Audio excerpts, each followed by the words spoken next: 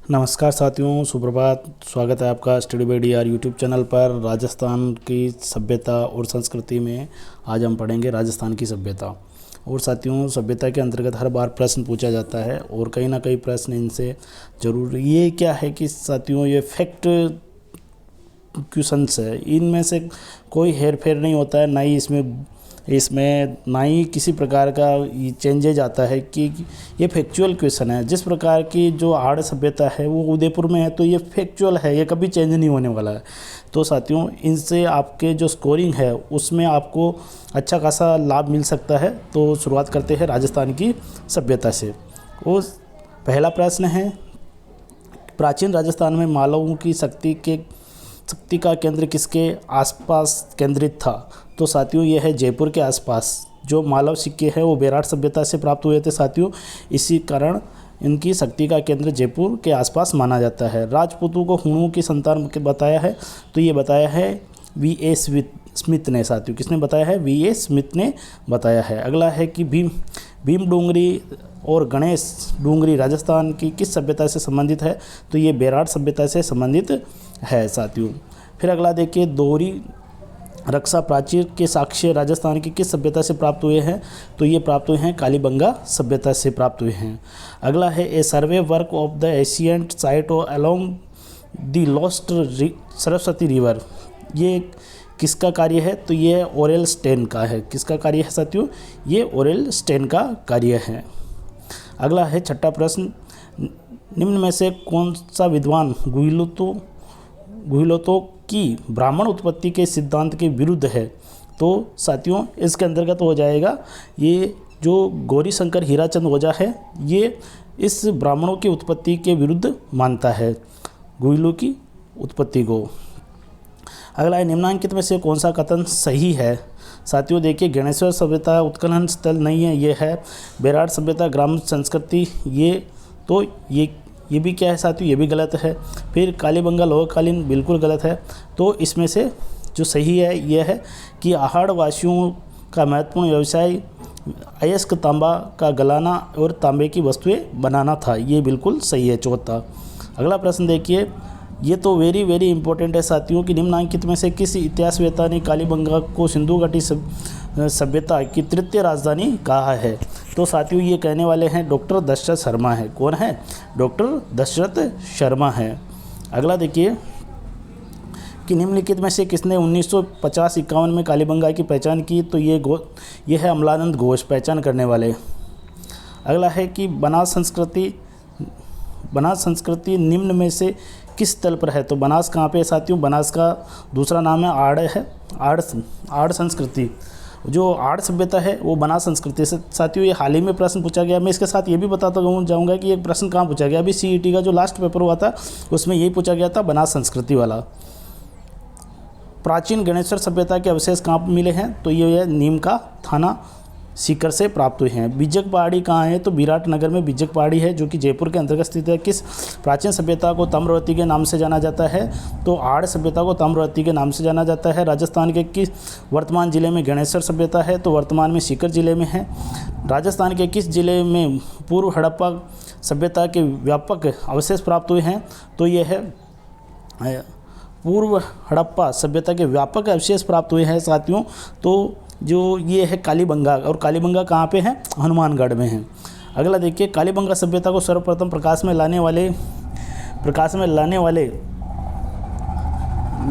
लाने का श्रेय किसको जाता है? तो ये जाता है साथियों अमलानंद घोष को। किसको जाता है? अमलानंद घोष को। निम्न में से किस पुरातात्विक स्थल पर जुते हुए खेत के साक्ष्य प्राप्त हुए हैं? तो कहाँ पे प्राप्त हुए हैं साथियों? ये है कालीबंगा में। अगला है, राजस्थान राज्य के पुनर्गठन से पूर्व सर्वप्रथम 1934 में ताम्र सामग्री प्राप्त स्थान जो परबतसर तहसील में है, ये कौन सा है? तो ये परबतसर तहसील नागौर कोराड़ा। राजस्थान में बौद्ध संस्कृति के अवशेष प्राप्त हुए हैं, तो बेराट से बौद्ध संस्कृति के अवशेष प्राप्त हुए हैं। गणेश्वर का टीला जहाँ से ताम्रयुगीन अवशेष मिले हैं, तो ये कहाँ है, सीकर में है। हाड़ स्थापत्य कला देख सकते हैं, तो ये है उदयपुर में है हाड़ सभ्यता।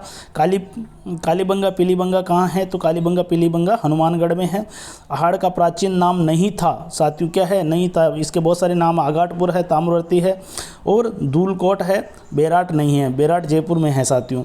अगला देखिए लोहे युगीन सभ्यता, तो लोहे युगीन सभ्यता इसमें आ जाएगा साथियों, जो 9 है यानी भरतपुर है, जोधपुरिया है और सुनारी है, झुंझुनू, ये लोह युगीन सभ्यता है, तीसरा आंसर हो जाएगा इसका। फिर इसके बाद में देखिए निम्न में से ताम्रयुगीन सभ्यता है, तो ताम्रयुगीन सभ्यता कौन सी है साथियों, गणेश्वर है। अगला देखिए राजस्थान में सिंधु घाटी सभ्यता के अवशेष कहाँ से प्राप्त हुए हैं, तो सिंधु घाटी सभ्यता के जो अवशेष प्राप्त हुए हैं साथियों, इसके अंतर्गत वो कालीबंगा और रंगमहल से प्राप्त हुए हैं। कालीबंगा का शाब्दिक अर्थ क्या है, काले रंग की चूड़ियाँ। मौर्य सभ्यता के प्रमाण कहाँ से मिलते हैं, तो मौर्य सभ्यता के प्रमाण मिलते हैं जयपुर के बेराट से। अगला देखिए 4000 वर्ष पुरानी सभ्यता के पुरातात्विक अवशेष उदयपुर के समीप एक गांव में पाए गए, वह गांव है, तो वह गांव कौन सा है, आड़ है। अगला देखिए गणेश्वर का टीला जहाँ से ताम्रयुगीन सभ्यता के अवशेष प्राप्त हुए साथियों, ये रिपीट हो गया, सीकर के अंतर्गत है, बिजक पहाड़ी बेराट है। अगला कालीबंगा सभ्यता किस नदी तो है, तो ये तो सरस्वती या धृस्वती नदी के नाम से जाना जाता है। प्राचीन सभ्यता का कौन सा स्थल गग्गर नदी घाटी में विकसित हुआ है, तो ये है कालीबंगा। अगला देखिए निम्न में से कौन सा युग्म सही नहीं है, सही नहीं पूछा है।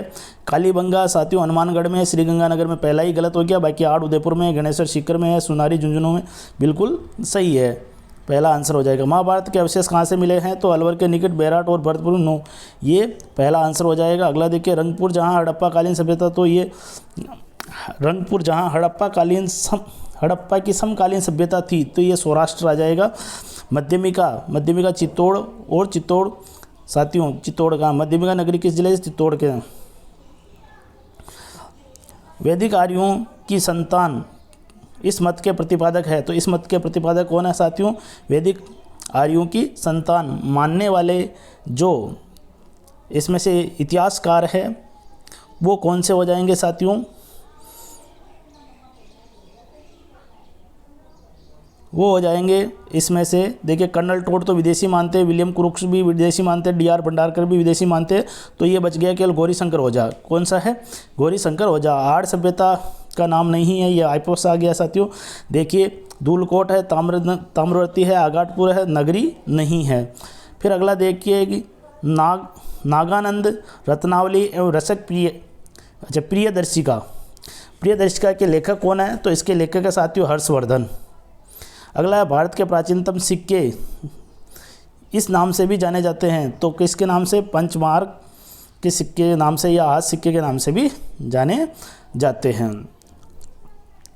पंचमार्क हो गया। बालाथल कहाँ पे है साथियों, बालाथल स्थल है उदयपुर के अंतर्गत, सीवी जनपद बसा हुआ है, तो सीवी जनपद साथियों ये है मध्यमिका।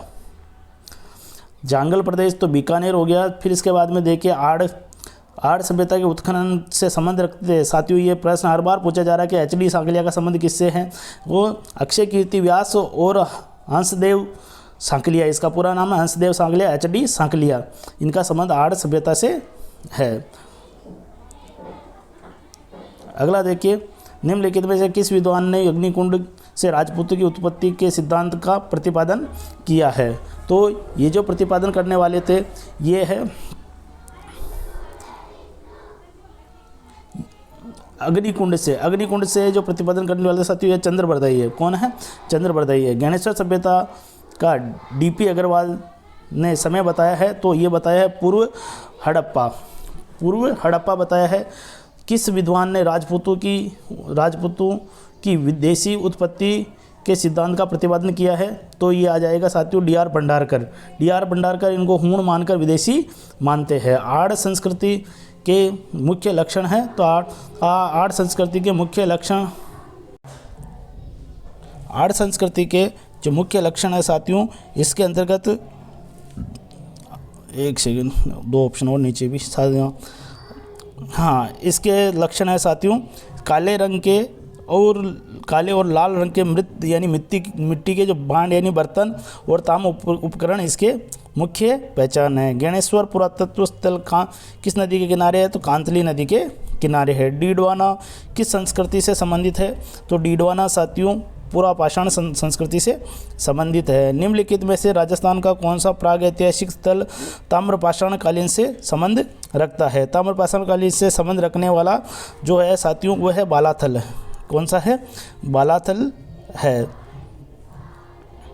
अगला देखिए, कालीबंगा में प्राप्त चबूतरे निर्मित होते थे। तो कालीबंगा में जो प्राप्त चबूतरे वो निर्मित होते थे साथियों मिट्टी की ईंटों से बने हुए थे। निम्नलिखित में से किसने बालाथल की खोज की? तो साथियों इसके अंतर्गत जो बालाथल की खोज करने वाले है वो है वीएन मिश्रा। कौन है? वीएन मिश्रा है। अगला देखिए, बालाथल के बाद इसके बाद में 55 नंबर प्रश्न साथियों, प्राचीन स्थल जहाँ पे मेनांडर की मुद्राएं प्राप्त हुई है। तो मेनांडर की जो मुद्राएं प्राप्त हुई है साथियों वो बेराट से हैं। अगला, बौद्ध धर्म का अवशेष ये भी बेराट से है साथियों। निम्नलिखित में से कौन राजस्थान के सैंधव स्थल यानी घग्गर नदी के किनारे है? तो ये है साथियों कालीबंगा है। कौन सा है? कालीबंगा है। 1950 से 53 में कालीबंगा के उत्खनन कार्य जिस पुरातत्व का महत्वपूर्ण योगदान रहा है? तो साथियों इसमें सबसे महत्वपूर्ण योगदान रहा है अबलानंद घोष का। प्राचीन नगर जो भारत और महाभाष्य दोनों में उल्लेखित है वो है विराट नगर। कालीबंगा क्षेत्र से कितनी अग्नि वेदिकाएँ प्राप्त हुई है? साथियों ये तो वेरी वेरी इंपॉर्टेंट प्रश्न है। कितनी वेदिकाएँ प्राप्त हुई है? तो इसके अंतर्गत वेदिकाएँ प्राप्त होती है साथियों 7। देखिए इसके अंतर्गत कितनी वेदिकाएँ प्राप्त होती है? 7। फिर अगले साथियों इसको अग्निकुंड के नाम से जान लीजिए। अग्निकुंड आपको ही पता है कि साथियों वेदिकाएँ जब शादी होती है तो वेदिका जरूर बनाई जाती है अग्नि वेदिका, और उसमें 7 फेरे लिए जाते हैं। तो आप 7 अग्नि वेदिकाएँ याद रख सकते हो, कभी नहीं भूलोगे जिसने भी 7 फेरे लिए हैं। अगला देखिए, जो अगला प्रश्न है कि अनाज रखने के बड़े मिट्टी के यानी मृत भांड जिन्हें गोरे या कोठे कहा जाता था किस प्राचीन सभ्यता से प्राप्त हुए हैं? तो ये जो प्राप्त हुए हैं साथियों इसके अंतर्गत है यह आर्य सभ्यता। किससे? आर्य सभ्यता से प्राप्त हुए हैं। राजस्थान के पुरातात्विक सर्वेक्षण कार्य सर्वप्रथम 1871 में, ये तो बहुत ही महत्वपूर्ण प्रश्न है साथियों, ये 1871 में शुरू करने वाले जो विद्वान थे ये है ACL कार्लाइल। कौन से हैं? ACL Carlyle. फिर अगला देखिए, रंगमहल 1952 में किस पुरातत्वविद ने के निर्देशन में उत्खनन कार्य शुरू किया गया? तो ये उत्खनन कार्य शुरू किया गया साथियों ये है हन्नारिड। कौन सा है? हन्नारिड। साथियों ये वेरी वेरी इंपॉर्टेंट है, हन्नारिड को आप याद रखें। अगला देखिए, राजस्थान के किस पुरातात्विक स्थल से अपोलोडोटस का सिक्के प्राप्त हुए हैं? अपोलोडोटस के जो सिक्के प्राप्त हुए हैं साथियों इसके अंतर्गत वो है रेड सभ्यता से। किससे? रेड सभ्यता से। साबी नदी के तट पर प्राचीन राजस्थान की सभ्यता का कौन सा स्थल बसा हुआ है? तो कौन सा स्थल बसा हुआ है साथियों? इसके अंतर्गत है वो जोधपुरा। साबी नदी जोधपुरा जयपुर में है साथियों, जोधपुर में नहीं है, इस बात का आप ध्यान रखें। ताम्रयुगीन स्थल जाडोल कहाँ पे है? तो उदयपुर में है। अगला देखिए, राजस्थान में पशुपालन के प्राचीनतम साक्ष्य प्राप्त हुए हैं। तो प्राचीनतम साक्ष्य पशुपालन के जो प्राप्त होते हैं साथियों वो होते हैं बागोर से, और बागोर सभ्यता कहाँ है? भीलवाड़ा के अंतर्गत है। जुता हुआ खेत के प्रमाण निम्न में से किस पुरातात्विक स्थल से प्राप्त होते हैं? साथियों जुते हुए खेत का भी प्रश्न आया था कि यह है कालीबंगा से है। किससे है साथियों? कालीबंगा से। कौन सी सभ्यता से? कालीबंगा से। जुता हुआ ये एक सेकेंड, ये कालीबंगा 67 में, इसमें भी कालीबंगा ही आएगा, सॉरी ये इसमें 67 में तो प्राचीनतम पशुपालन तो बागोर हो गया साथियों, और इसमें कालीबंगा हो गया।